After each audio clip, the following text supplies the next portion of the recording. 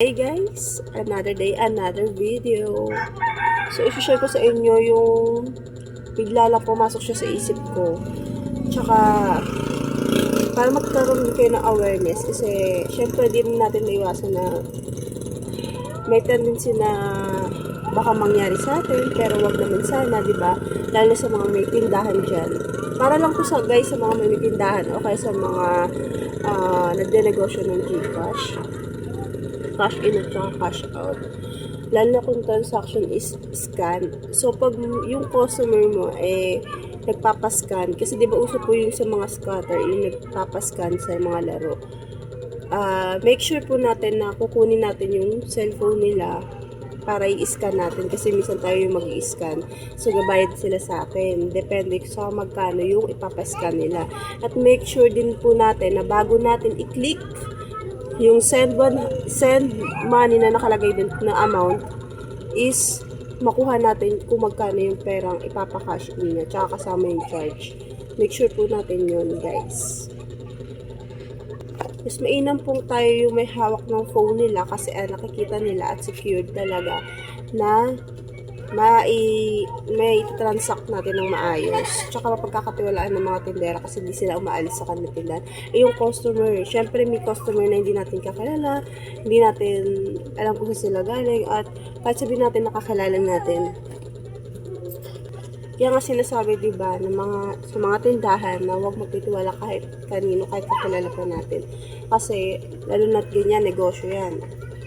Tapos pera ang lumalabas at pumapasok, at pera din minsan ang transaction, lalo na kung Gcash. So, make sure, be wise, at mas mainam na kung may transaction kayo mga ganyan, tapos minsan is hawak-hawak natin ang cellphone natin. Make sure na meron siyang taling ganito. So, nakakabit kasi siya sa phone mo, kaya hindi ko may pakita yan. Basta nakakabit siya sa phone ko. Na para kahit may transaction tayo sa mga customer natin is naka-hold lang siya, tapos nakapasok siya, tapos yung cellphone natin ihawak natin. Para kung sakaling biglaan nilang hablutin, mahahatak. Diba? Tsaka, make sure natin na palagi dapat may CCTV tayo sa loob ng tindahan natin at sa labas ng tindahan natin para kung may mangyari mang insidente na hindi natin inaasahan, meron tayong i-review at meron tayong ebidensya, may record tayo at madali natin mayahabol at madali natin maireklamo kung ano man ang kasong nangyayari at kaganapang mga nangyayari.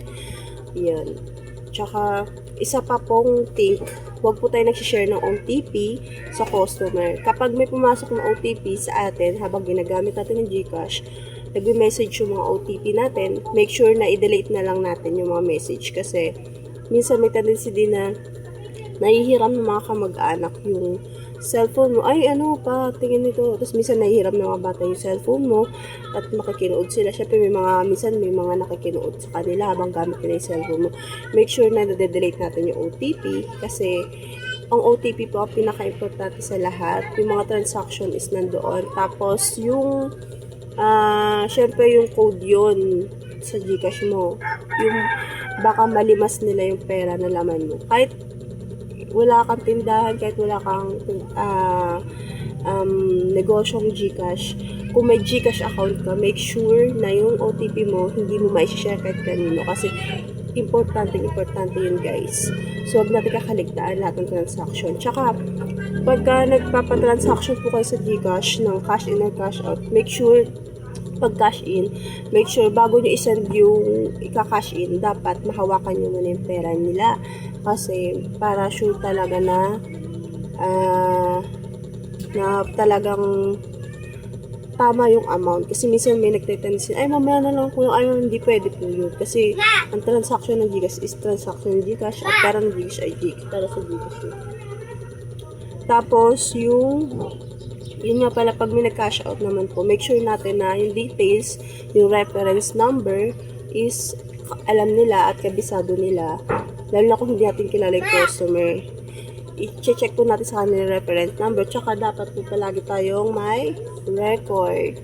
Mag-record po tayo kung mayroon tayong negosyong Gcash. Make sure natin na nakalagay yung pangalan nila nung nagka-cash out or cash in, tapos number, amount, tas kung cash in or cash out. Para mas madali natin siyang maiano sa customer. Tapos, ilalagay din natin yung date para if ever na magreklamo sila, meron tayong proof. At may papakita tayo at mabilis natin ma-recall sa GCash yung transaction. At saka nga pala guys, yung sa transaction sa GCash, yung transaction dun, kapag may nagreklamo na customer na pwedeng patingnan yung transaction, yung ganyan. Yung kung ano yung number na transaction mo sa kanya, yun lang ay papakita mo. Hindi yung lahat ng record mo sa transaction sa GCash, papakita mo. Yung tanging kanya lang, kasi siya lang naman ang nagreklamo. Huwag mo ipapakita lahat, huwag mo papapicture lahat. Ay papapicture mo lang is yung tanging kanyang transaction lang. Yun lang guys. Be aware. Mag-iingat po tayo kahit saan. Kahit sa ang lugar.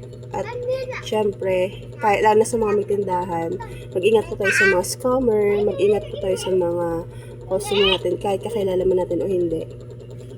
Mag-iingat pa rin tayo. That's it guys. Bye!